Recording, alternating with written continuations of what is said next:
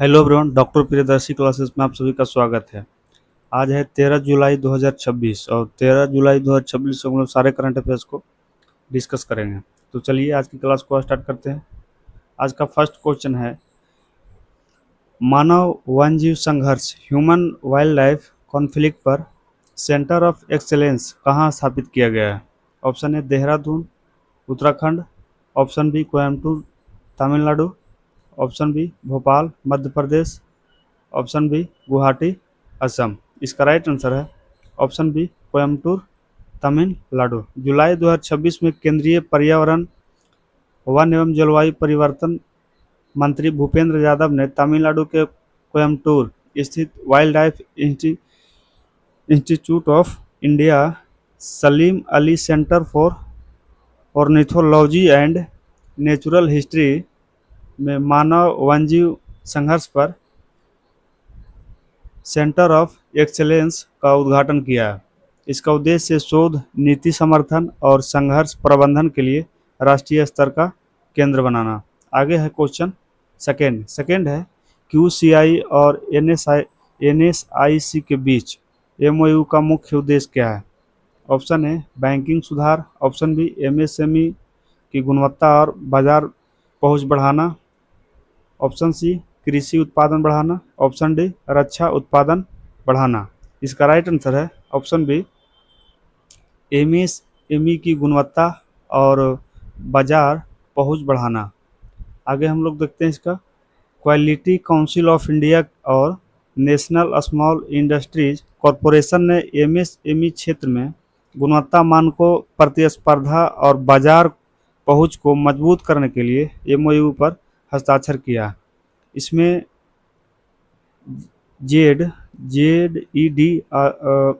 Certification, digital market access और निर्यात प्रोत्साहन शामिल है। आगे है क्वेश्चन थर्ड है, भारत का पहला हाई एल्टीट्यूड मेडिसिन सेंटर कहाँ स्थापित किया जाएगा? Option A Sikkim, option A Ladakh, option B Sikkim, option C Himachal Pradesh, option D Uttarakhand. इसका जो राइट आंसर है वो ऑप्शन सी है हिमाचल प्रदेश। ऑप्शन सी इसका राइट आंसर है। ICMR centre for high altitude medicine and public health research की आधारशिला हिमाचल प्रदेश के लाहौल और स्पीति जिले के किलोंग में रखी गई है। यह भारत का पहला समर्पित उच्च ऊंचाई चिकित्सा अनुसंधान केंद्र होगा। आगे क्वेश्चन 4 देखते हैं। 4 है, ट्रेड्स प्लेटफॉर्म किससे संबंधित है? ऑप्शन ए शेयर बाजार, ऑप्शन बी MSME व्यापारिक लेन देन और भुगतान, ऑप्शन सी बीमा क्षेत्र, ऑप्शन डी विदेशी निवेश। इसका राइट आंसर है ऑप्शन बी MSME व्यापारिक लेन देन और भुगतान। TReDS trade receivables discounting system RBI द्वारा अधिकृत डिजिटल प्लेटफॉर्म है जो MSME के व्यापारिक बिलों की फाइनेंसिंग और डिस्काउंटिंग में सहायता करता है। CPSEs और CPSEs को MSME चालानों का निपटान और ट्रेड्स के माध्यम से करना अनिवार्य किया गया है। आगे है क्वेश्चन 5 है, प्रधानमंत्री नरेंद्र मोदी ने जुलाई 2026 में किस देश की यात्रा की है? Option A Japan, option B Australia, option C France, option D America. इसका राइट आंसर है ऑप्शन बी ऑस्ट्रेलिया। प्रधानमंत्री नरेंद्र मोदी ने 8 से 10 जुलाई 2026 तक ऑस्ट्रेलिया की आधिकारिक यात्रा की। इस दौरान भारत और ऑस्ट्रेलिया ने पैक्ट्स यानी partnership on cyber critical technologies and supply chain पहल शुरू की है। आगे क्वेश्चन 6 है, EIU ग्लोबल लिएबिलिटी इंडेक्स 2026 में प्रथम स्थान किस शहर को मिला है? Option A Vienna, option B Melbourne, option C Copenhagen, option D Zurich. इसका राइट आंसर है option C Copenhagen. Option C इसका राइट आंसर है। Economist Intelligence Unit global liability index 2026 में डेनमार्क की राजधानी कोपेनहेगन लगातार दूसरी बार पहले स्थान पर रही है। नई दिल्ली भारत में सर्वोच्च स्थान पर रही और इसकी रैंक 120वीं है। आगे है क्वेश्चन 7। 7 है आरबीआई मौद्रिक नीति के लिए कितने प्रमुख सर्वे लॉन्च किए हैं? Option A 2, option B 3, option C 4, option D 5। इसका राइट आंसर है ऑप्शन बी 3। ऑप्शन बी इसका राइट आंसर है ऑप्शन बी 3।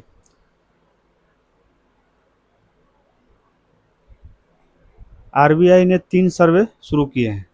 पहला है inflation expectations survey of households, second है रूरल कंज्यूमर कॉन्फिडेंस सर्वे और थर्ड है अर्बन कंज्यूमर कॉन्फिडेंस सर्वे। इसमें महंगाई और आय, रोजगार और खर्च संबंधी जानकारी प्राप्त की जाएगी। आगे है क्वेश्चन 8। 8 है वर्ल्ड बैंक ने भारत के रूफटॉप सोलर प्रोग्राम के कितनी राशि मंजूर की है? Option A 500 million dollar, option B 750 million dollar, option C 890 million dollar, option D 1 billion dollar. इसका राइट आंसर है option C 890 million dollar. World Bank Group ने प्रधानमंत्री सूर्य घर मुफ्त बिजली योजना के लिए 890 मिलियन डॉलर की वित्तीय सहायता मंजूर की है। इसका उद्देश्य है रूफटॉप सोलर को बढ़ावा देना और रोजगार सृजन करना। आगे है क्वेश्चन 9। 9 है एयू। 9 है एयू फाइनेंस बैंक ने किस कंपनी के साथ को ब्रांडेड क्रेडिट कार्ड लॉन्च किया है? ऑप्शन है Paytm, option B Zaggle, option C PhonePe, option D Razorpay. इसका राइट आंसर है option B Zaggle. Zaggle option B. ये हुआ स्मॉल फाइनेंस बैंक ने Zaggle prepaid ocean services limited के साथ ये यू जेगल को branded retail credit card launch किया है। यह वीज़ा और रुपए नेटवर्क पर उपलब्ध होगा। आगे है क्वेश्चन 10। 10 है डिक्सॉन वीवो ज्वाइंट वेंचर में डिक्सॉन की हिस्सेदारी कितनी है? ऑप्शन है 40%, option B 49%, option C 51%, option D 60%। इसका राइट आंसर है ऑप्शन सी 51%। भारत सरकार ने डिक्सॉन टेक्नोलॉजीज और वीवो मोबाइल इंडिया के बीच स्मार्टफोन निर्माण हेतु जेबी को मंजूरी दी है। इसमें डिक्सॉन की 51% और वीवो की 49% हिस्सेदारी होगी। आगे है क्वेश्चन 11। 11 है WSIS प्राइज 2026 किस भारतीय पहल को मिला है? Option A digital India, option B Samriddh Gram, option C Bharat net 2.0, option D UPI. इसका राइट आंसर है option B Samriddh Gram. DOT की पहल Samriddh Gram integrated digital service delivery model enabled by Bharat net को WSIS प्राइज 2026 मिला है। यह ग्रामीण क्षेत्रों में डिजिटल सेवाओं को बढ़ावा देने वाली पहल है। इसका राइट आंसर हो गया ऑप्शन बी समृद्ध ग्राम। आगे है क्वेश्चन 12। 12 है SBI फंड्स मैनेजमेंट में कितनी हिस्सेदारी बेची है? Option A 1.42%, option B 2.5%, option C 5%, option D 10%। इसका राइट आंसर है option A 1.42%। State Bank of India ने SBI फंड्स मैनेजमेंट लिमिटेड में 1.42% हिस्सेदारी 1655 करोड़ रुपए में बेची है। यह बिक्री IPO से पहले प्री IPO प्लेसमेंट के रूप में की गई है। आगे क्वेश्चन 13। 13 है लॉन्ग मार्च 10B रॉकेट बूस्टर की नियंत्रित रिकवरी किस देश ने की है? ऑप्शन है भारत, ऑप्शन बी चीन, ऑप्शन बी रूस हो गया, ऑप्शन सी चीन, ऑप्शन डी अमेरिका। इसका राइट आंसर है ऑप्शन सी चीन। ऑप्शन सी इसका चीन राइट आंसर हो गया। चीन ने लॉन्ग मार्च 10B रॉकेट के पहले चरण की पहली नियंत्रित रिकवरी की है। आगे है सफलतापूर्वक की है। यह चीन की पुनः उपयोग योग्य अंतरिक्ष तकनीक में महत्वपूर्ण उपलब्धि है।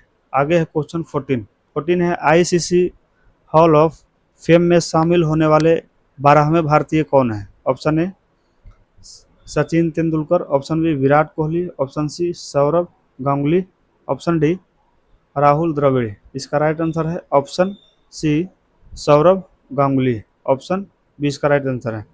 पूर्व भारतीय कप्तान और सौरव गांगुली को आईसीसी हॉल ऑफ फेम में शामिल किया गया है। वे इस सम्मान को पाने वाले 12वें भारतीय और 10वें भारतीय पुरुष क्रिकेटर बने हैं। आगे क्वेश्चन 15 है नेशनल फिश फार्मर्स डे कब मनाया जाता है? ऑप्शन ए 5 जून, ऑप्शन बी 10 जुलाई, ऑप्शन सी 15 अगस्त, ऑप्शन डी 2 अक्टूबर। इसका राइट आंसर है ऑप्शन बी 10 जुलाई को नेशनल फिश फार्मर्स डे मनाया जाता है।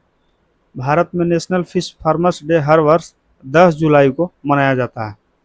यह दिन 1957 में डॉक्टर हीरालाल चौधरी द्वारा भारतीय प्रमुख कार्प मछलियों के सफल इंडस्ट्री ब्रीडिंग से जुड़ा है। Thanks for watching doctor Priyadarshi classes. मिलते हैं अगले क्लास में। All the best.